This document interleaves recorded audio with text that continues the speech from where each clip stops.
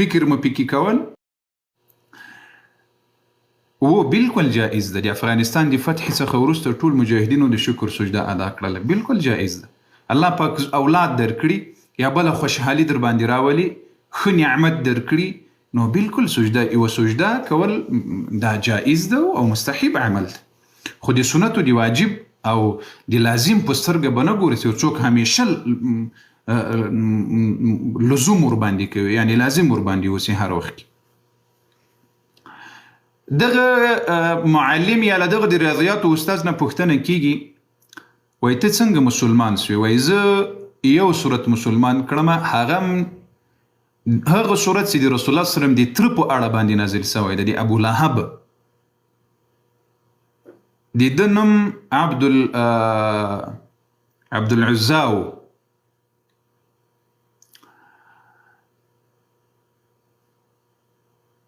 نن یو قاری ویل دا بدعات دی، سجده شکر نشته اسلام کې. دا هغه زه پیژنم، هغه ځای مړی په الف و با قسم په الله کې خبرې. دا د هر چا خبرې دلته مه راوړئ د زړه سرونه. کوشش وکړئ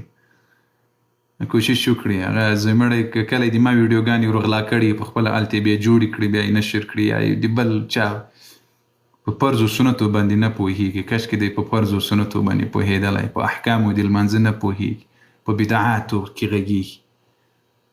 ما ته په ګوتو نه راځي، کاشکې دی راسي او دلته په ګوتو راسي، بیا زه معلومات ورکړم چې ته راسه ما ته یې دا بدعت تعریف کړه، خدای دې بېخونه بس.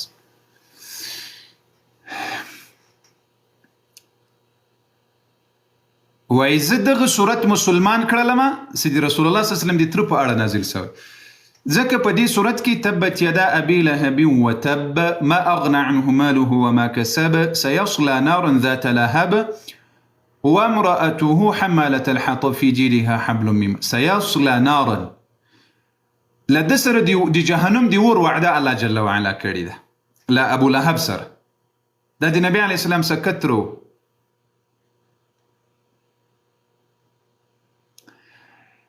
ولی وای زه مسلمان شوم ځکه د ابو لهب د مرګ او د دغه صورت د نزول چې کله نازل شو 10 کاله وروسته دا سړی ژوندی و.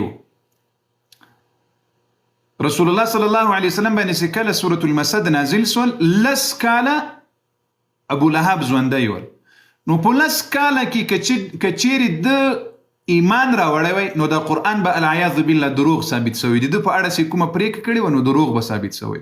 دته الله 3,400 شپې او ورځې دته الله جل وعلا په لاس باندې ورکړلې. 3,400 شپې ورځې.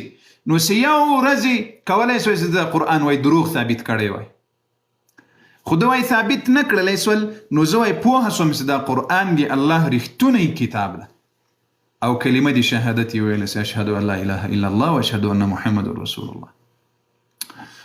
الحمدلله. تاسې مه خفه کېږئ، له اسلامه به داسې خلق بیرته وځي چې هغه به نه په دین خبر وي، نه به په اسلام خبر وي، نه به په رب خبر وي، نه به په قرآن خبر وي. داسې خلق به له اسلامه وځي. خو اسلام ته بیا داسې خلق راځي، هغه به یا د ریاضیاتو استاذ وي، یا به د ساینس استاذ وي، یا به د ټکنالوژي استاذ وي، او یا به ساینسدان وي، او یا به فیلسوف وي. داسې خلق به اسلام ته راځي. الحمدلله. دغه یو بوتل په قصه کې مه کېږي. دا څوک چې بیا دلته راځي په دې لایفونو کې د قرآن توهین کوي، د دین توهین کوي.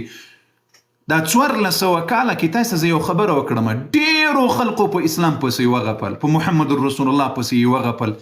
د لمر ته چې شپه ورځ سپي غاپي، د لمر په رڼا کې کوم تغییر نسي راتللی. دریاب ته چې هر څو سپي لاړې ورتو کړي، د دریاب اوبه باندې تاثیر نسي کولی. دوی ته د مو خوا بدېږي. تر دوی لوی داسې ملحدین و چې هغه علمي ملحدین و، دوی خو نفسي ملحدین دي. په اسلام باندې دلته یو څه شی اورېدلی، دلته اورېدلی، بیا په اسلام نیوکه کوي. اما علمي ملحدین په اسلام پسې بد ویل، رد ویل، هغه اسلام سته الحمدلله دوی نسته، هغه قرآن سته دوی نسته، د قرآن عزت سته دوی نسته، د رسول الله عزت سته دوی نسته، مسلمانان 2 میلیارډو ته ورسېدل الحمدلله دوی نسته، اسلام سته، مسلمانان سته. دا دین به وي انشاء الله، دا دین به وي که خدای کویل.